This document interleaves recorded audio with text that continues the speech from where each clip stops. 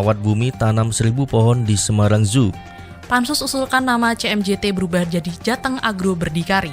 Industri rambut wig Purbalingga ciptakan lapangan kerja. Komisi D ingin izin pertambangan diperjelas dan dipermudah. Perusahaan di Kota Tegal serap 30% pekerja lokal.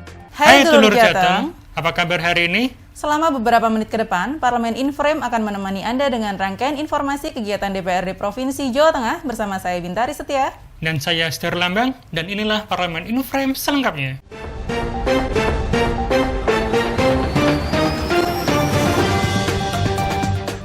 Untuk terus mengkampanyekan Go Green, DPRD Provinsi Jawa Tengah mendukung gerakan rawat bumi yang digelar di Semarang Zoo.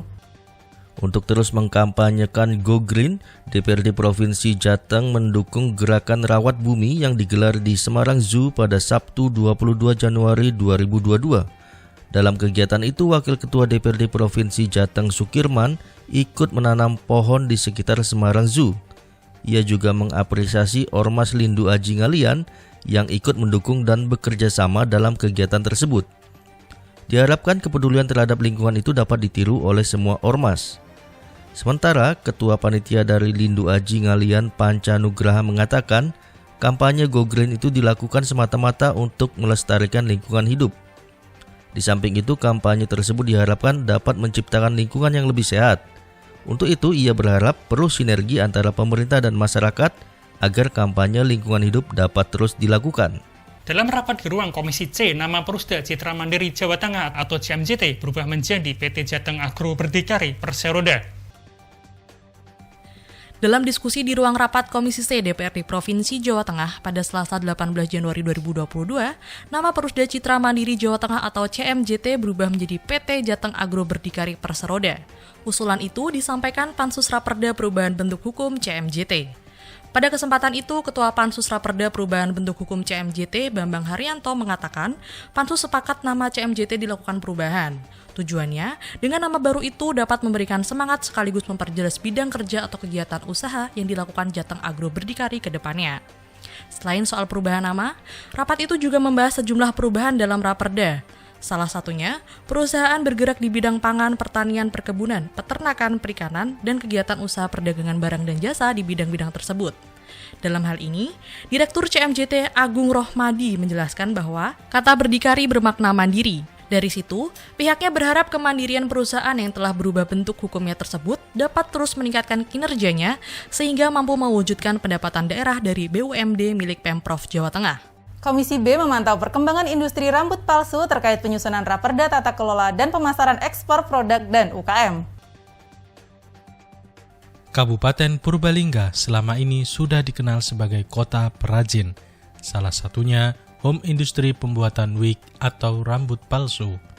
Untuk itu, Komisi B DPRD Provinsi Jawa Tengah ingin melihat perkembangan usaha masyarakat tersebut dalam rangka mencari data dan masukan guna penyusunan draft Raperda tentang tata kelola dan pemasaran ekspor produk pertanian, peternakan, perikanan, dan UMKM. Dalam pantauan pada Rabu 19 Januari 2020, Komisi B menemui Tatang Saputra selaku Kepala Desa Karangbanjar, Kecamatan Bojongsari, Kabupaten Purbalingga, sekaligus pemilik home industri pembuatan rambut palsu. Saat berdiskusi, Tatang mengaku sudah menggeluti bisnis itu selama 12 tahun dan memiliki sekitar 41 pekerja. Mendengarnya, Sekretaris Komisi B DPRD Provinsi Jawa Tengah, Ngaini Richard, mengapresiasi usaha pembuatan wig tersebut karena usaha itu dinilai bisa membuka lapangan pekerjaan baru untuk masyarakat.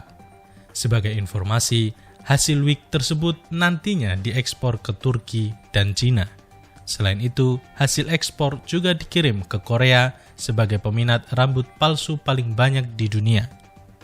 Pengiriman hasil ekspor itu biasanya 3 bulan sebanyak 15 ton atau tergantung permintaan. Komisi D memantau kantor cabang dinas ESDM Sewulawu, Wonogiri untuk mengetahui kondisi pertambangan di wilayah Pegunungan Seribu.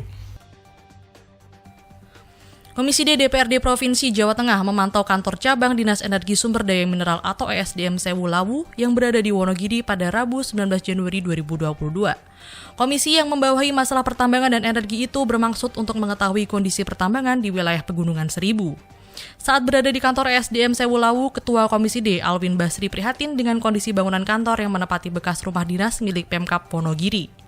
Sedangkan Wakil Ketua Komisi D, Hadi Santoso, lebih menyoroti soal izin pertambangan kembali mencuat setelah adanya pencabutan izin pertambangan yang dikeluarkan pemerintah pusat belum lama ini.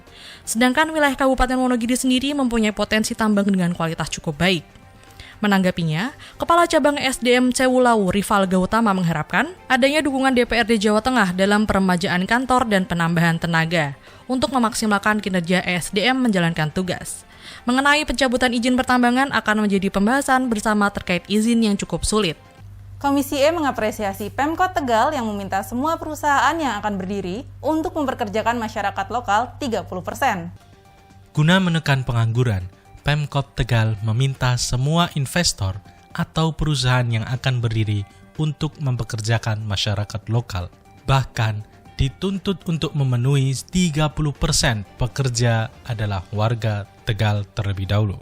Penegasan itu disampaikan Wali Kota Tegal, Dedion Supriyono, di hadapan Komisi E DPRD Provinsi Jawa Tengah di ruang rapat lantai 2 kantor Setda Kota Tegal. Kebijakan soal perusahaan diwajibkan untuk menyerap 30% tenaga kerja lokal tersebut tercantum dalam Perda Kota Tegal nomor 10 tahun 2021 tentang ketenaga kerjaan. Dikatakannya, selama ini sudah beberapa program dijalankan untuk menekan pengangguran di Kota Tegal, seperti mengadakan stand expo lowongan pekerjaan yang diikuti beberapa perusahaan guna menjaring tenaga kerja lokal. Mendengarnya, Ketua Komisi E DPRD Provinsi Jawa Tengah, Abdul Hamid, mengapresiasi Kota Tegal dengan tingkat perekonomiannya yang membaik. Selain itu, pihaknya juga mendukung inovasi yang sudah dicanangkan Pemkot serta mencantumkan aturan 30% pekerjaan lokal untuk perusahaan baru yang masuk ke daerah. Ia menilai hal itu bisa menjadi percontohan untuk daerah lain agar bisa ikut memperhatikan tenaga kerja lokal. Di samping itu, pemerintah daerah juga bisa mengatur investor atau perusahaan baru agar mampu menyediakan lapangan kerja bagi masyarakat sekitar. Sebagai informasi, saat ini Kota Tegal sedang fokus pembenahan cagar budaya dan heritage. Tujuannya untuk menjaring wisatawan datang ke Kota Tegal. Saya Bintari Setia. Saya Ster Lambang. Kami bersama kerabat kerja Berlian TV yang bertugas mengucapkan Selamat Tahun Baru Imlek 2022. Gongsi Facoy.